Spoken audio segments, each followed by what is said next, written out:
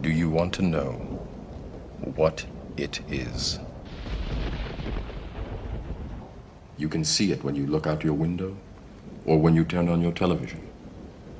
You can feel it when you go to work, when you go to church, when you pay your taxes. It is the world that has been pulled over your eyes to blind you from the truth. What truth? Once upon a time, we used gold, or paper that represented safely stored gold, as money. It worked well for thousands of years, partly because gold is independent, and partly because it keeps its purchasing power. An ounce of gold buys you as much food, clothing, and energy as it did 50, or 150, or 1,550 years ago. Compare that to modern money, which seems to buy you less and less each year. 100 years ago, when the Federal Reserve Bank was formed, $1 would buy you this much oil. 50 years ago, it bought you this much. Now, it buys you this much. That's not very much, is it? In fact, in the 100 years since the Federal Reserve Bank was formed to protect the currency, the purchasing power of the dollar has fallen by this much. Why did governments stop using gold? In 1914, the British and German governments were committed to various spending programs and World War I, a war that probably needn't have happened, and neither had the money or gold to pay for it. So they took their countries off the gold standard and, free of its restraints, printed the money they needed. In 1971, the American government was committed to various spending programs and Vietnam, a war that probably needn't have happened. And it didn't have the money or gold to pay for it, so it took America off the gold standard and, free of its restraints, printed the money it needed. Sound familiar? If governments didn't have the power to run up deficits, these wars could never have happened. There wasn't the gold to pay for them. The bill is eventually paid by the people through the stealth tax that is currency devaluation by inflation. Now the world operates under a system of money and credit known as fiat. It's the law that what we use as money be money. The government and its banking agencies have the power to issue money, but no one else may do so. Unlike gold, of which there is a finite amount in the world, with this fiat system, there is no limit to how much money can be created, so inflation becomes inevitable. You only need to take a look at these prices at this petrol forecourt to see that drivers are definitely feeling the pain of rising inflation.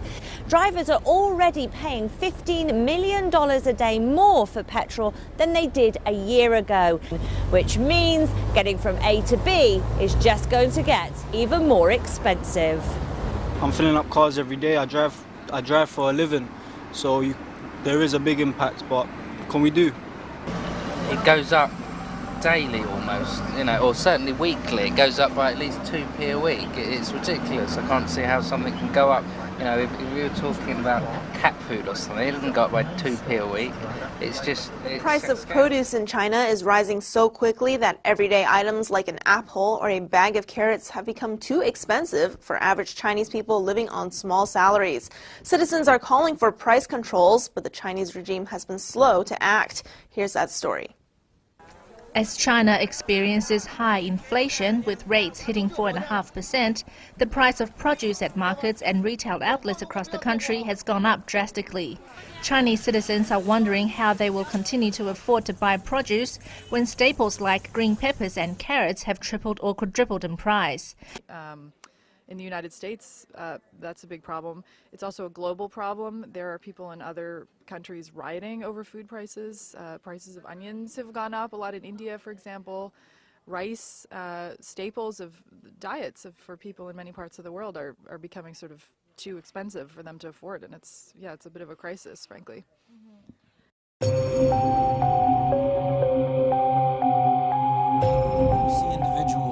Very concerned about inflation in the developing world, less concerned in the developed world, partially because we don't feel it as fast as the developing world does, but they're making tracks in the direction of gold and silver.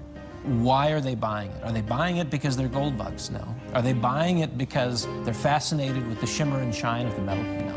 They're buying it as an antidote to poison. Indians have always bought gold for two reasons: adornment, which is for cultural, festive or weddings. Along with that, on the back of the mind, they have an investment value for it.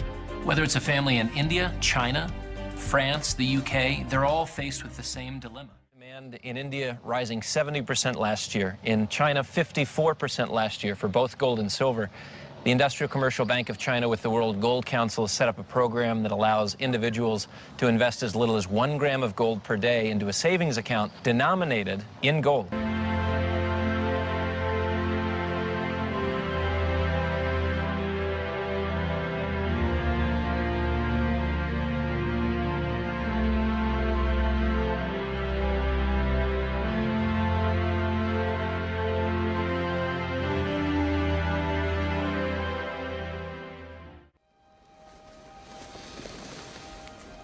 This is your last chance.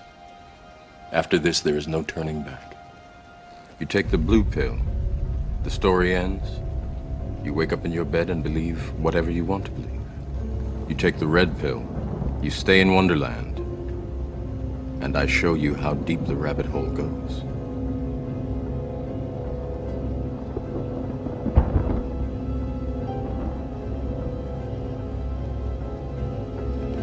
Remember, all I'm offering is the truth, nothing more.